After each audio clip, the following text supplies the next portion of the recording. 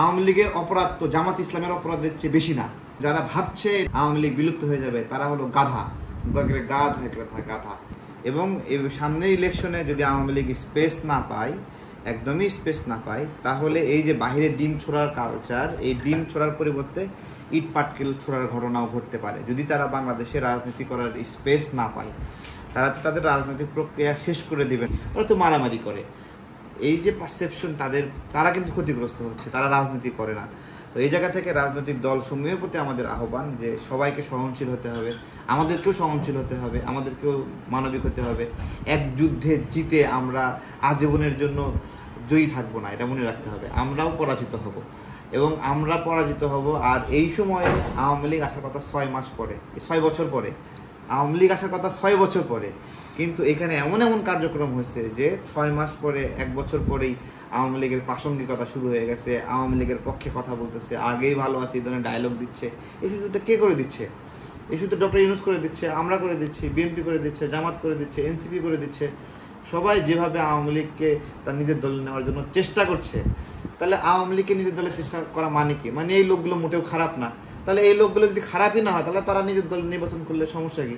নিজের দলে রাজনীতি করলে সমস্যা কি?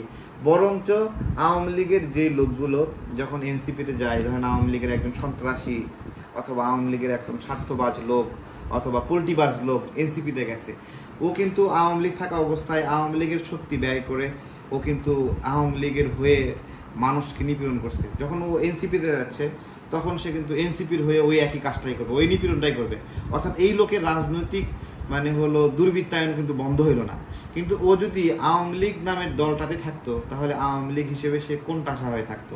তার মানে যারা নিপীড়ক, ধান্দাবাজ, পোল্টিবাজ, তারা কিন্তু আগেও ভালো ছিল, এখনও ভালো আছে। তারা এখন বিএনপিতে যাচ্ছে, জামাত তাদেরকে লুফে নিচ্ছে, তারপরে এনসিপি তাদেরকে লুফে নিচ্ছে, ফলে তাদের কদর কমে নাই। কিন্তু সত্যিকার অর্থে যারা আওয়ামী লীগ হিসেবেই রয়ে গেছে তারা কিন্তু কোণঠাসা আছে। আমরা ওইটাই বলতেছি যে এই লোকগুলো, এই দুর্বৃত্তগুলো যেন দল পরিবর্তনের সুযোগ না পায়, বরঞ্চ যারা আওয়ামী লীগ করে তারা আওয়ামী লীগ হিসেবে থাকাটাই বাংলাদেশের জন্য নিরাপদ। এবং যারা ভাবছে এটা থাকবে না, আওয়ামী লীগ বিলুপ্ত হয়ে যাবে, তারা হলো গাধা, গাধা। এটা কখনোই হবে না। হ্যাঁ, আওয়ামী লীগের অপরাধ তো জামাত ইসলামের অপরাধের চেয়ে বেশি না নাকি? যদি কারাগারি করেন যে গণহত্যায় অভিযুক্ত কোনো দল নির্বাচন করতে পারবে না, আইন করেন গণহত্যায় অভিযুক্ত দল নির্বাচন করতে পারবে না, তাহলে শুধু আওয়ামী লীগের নাম বাদ যাবে নাকি জামাতের নামও বাদ যাবে? জামাত তো স্লোগান দেয় না গণহত্যায় অভিযুক্ত কেউ নির্বাচন করতে পারবে না, তাহলে দেয় না কেন? কারণ তারা ওই একই অভিযোগে অভিযুক্ত। 1971 সালে আমাদের এই দেশে পাকিস্তানি সেনাবাহিনী আসছে, ওরা আমাদের ঘর বাড়ি চিনল কীভাবে? কোন বাড়িতে আব্দুর রহিমের ছেলে, কোন বাড়িতে করিমের ছেলে, কোন বাড়িতে আবদুল্লাহ আছে জানলো কীভাবে? জামাত জানাইছে, ওই সময় জামাতের ছাত্র সংগঠন জানাইছে, রাজাকারা জানাইছে, আল বদল জানাইছে যে অমুক বাড়িতে হিন্দু আছে, অমুক বাড়িতে মুক্তিযোদ্ধা আছে, অমুক বাড়িতে মুক্তিযোদ্ধার বাপ আছে, অমুক বাড়িতে মুক্তিযুদ্ধের একবেলা খাওয়ানো হয়েছে, অমুক বাড়িতে আহত মুক্তিযোদ্ধার জন্য চিকিৎসা চলতেছে, তো অমুক বাড়িতে একজন সুন্দর নারী আছে, ক্যাম্পে নিতে হবে। এগুলো কি পাকিস্তানিরা জানতো? জানাইছে কে? জানাইছে এটা কে? তো যারা জানাইছে তারা বাংলাদেশের রাজনীতিতে প্রাসঙ্গিক আর অন্যরা অপ্রাসঙ্গিক। বিচার এক পাল্লাই করতে হবে।